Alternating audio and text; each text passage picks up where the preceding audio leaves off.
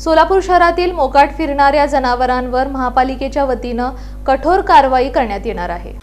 सोलापूर शहरातील मोकाट फिरणाऱ्या जनावरांच्या वाढत्या समस्येमुळे सोलापूर महापालिकेने कठोर भूमिका घेतली आहे। नागरिकांच्या तक्रारींचा विचार करून आपत्ती व्यवस्थापन कायद्याच्या तरतुदीनुसार कारवाई अधिक तीव्र करण्याचा प्रशासकीय ठराव मंजूर करण्यात आला आहे। दिनांक 11 जुलै रोजी महापालिकेत जनावर मालक आणि वरिष्ठ पोलीस निरीक्षक यांच्या उपस्थितीत बैठक घेण्यात आली होती। या बैठकीत सर्व जनावरांना इयर टॅगिंग करणं बंधनकारक करण्यात आलं होतं। यासाठी मालकांना 1 महिन्यापेक्षा अधिक मुदत देण्यात आली होती। आता ही मुदत संपल्यानं महापालिका थेट कारवाई करणार आहे।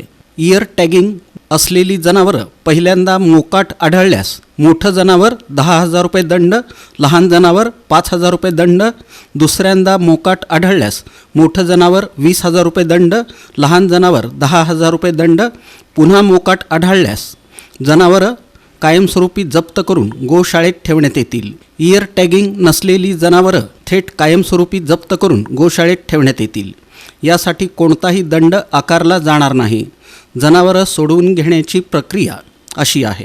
जप्त झालेली इयर टॅगिंग असलेली जनावरं सोडवून घेण्यासाठी मालकानं दंड भरल्याची पावती, 100 रुपयांच्या बॉन्ड पेपरवरील स्वयंघोषणापत्र 2 साक्षीदारांच्या स्वाक्षरीसह सादर करावं लागेल। ही प्रक्रिया 10 दिवसांच्या आत पूर्ण केल्यासच जनावरं परत मिळतील। पालिका आयुक्त डॉक्टर सचिन ओंबासे यांनी सर्व जनावर मालकांना आवाहन केलं आहे की त्यांनी तात्काळ आपल्या जनावरांचे इयर टॅगिंग करून घ्यावेत आणि जनावरं मोकाट सोडू नयेत, अन्यथा कठोर कारवाईला सामोरं जावं लागेल असा इशाराही त्यांनी दिला।